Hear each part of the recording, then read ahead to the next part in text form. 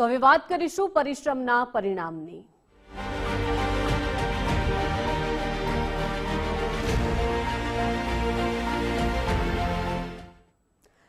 ધોરણ 10ના પરિણામમાં નર્મદા જિલ્લાએ નવો ઇતિહાસ રચ્યો છે। છેલ્લા 2 વર્ષથી બીજા ક્રમે રહેતો નર્મદા જિલ્લો આ વર્ષે 90.85% પરિણામ સાથે રાજ્યમાં પ્રથમ ક્રમે આવ્યો છે। નર્મદા જિલ્લાની આ સફળતાથી શાળાઓમાં દિવાળી જેવો માહોલ છવાયો છે। રાજપીપળાની નવદુર્ગા હાઈસ્કૂલે સતત 7મા વર્ષે 100% પરિણામ જાળવી રાખીને રેકોર્ડ બનાવ્યો છે। વિદ્યાર્થીઓ અને શિક્ષકોએ ગરબા રમીને અને એકબીજાને મોઢું મીઠું કરાવીને આ વિજયને વધાવ્યો હતો।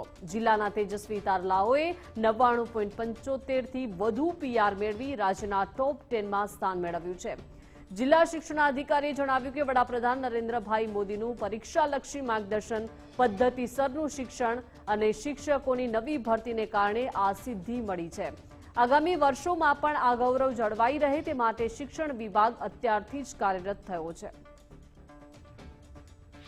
નર્મદા જિલ્લામાં ધોરણ 10, ધોરણ 12 વિજ્ઞાન પ્રવાહ અને ધોરણ 12 સામાન્ય પ્રવાહ ત્રણેયનું પરિણામ સારું આવે છે। 10મા ધોરણમાં આ વખતે અમે છેલ્લા 2 વર્ષથી 3જા નંબરે હતા, આ વખતે ફર્સ્ટ નંબરે છીએ।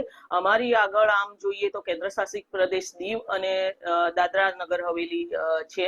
રાજ્યમાં અમે રાજ્યો ગણીએ તો અમે છીએ આગળ।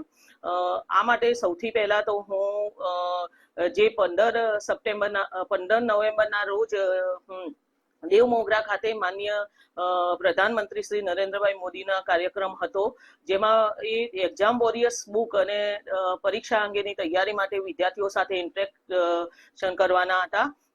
એનાથી અમને બહુ મોટિવેશન મળ્યું હતું। એ સમયે અમે જિલ્લાની તમામ શાળાઓની અંદર વિદ્યાર્થીઓને જે એક્ઝામ વોરિયર્સ બુકના જે 25 મંત્રો છે એ વિદ્યાર્થીઓ સામે ડિસ્કસ કર્યા હતા અને વિદ્યાર્થીઓ બી બહુ જ ઉત્સાહિત થયા હતા કે માનનીય પ્રધાનમંત્રી શ્રી એમના વિસ્તારમાં આવ્યા અને વિદ્યાર્થીઓ સાથે ઇન્ટરેક્ટ કર્યું, એટલે એ અમને બહુ મોટો ફાયદો થયો। જે એસએસસી બોર્ડનું રિઝલ્ટ આવ્યું છે એમાં મારી બેબીના 99.72 પીઆર આવ્યા છે, તેની અમને ખૂબ ખુશી છે।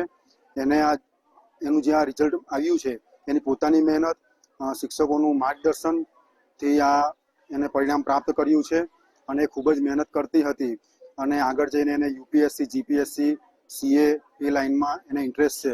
એને કોઈ ટ્યુશન ક્લાસ કરાવ્યું નહીં, શિક્ષકોનું જ માર્ગદર્શનથી આ પરિણામ પ્રાપ્ત કર્યું છે। મારા એસએસસી ગુજરાત બોર્ડમાં 99.72 પીઆર આવ્યા છે।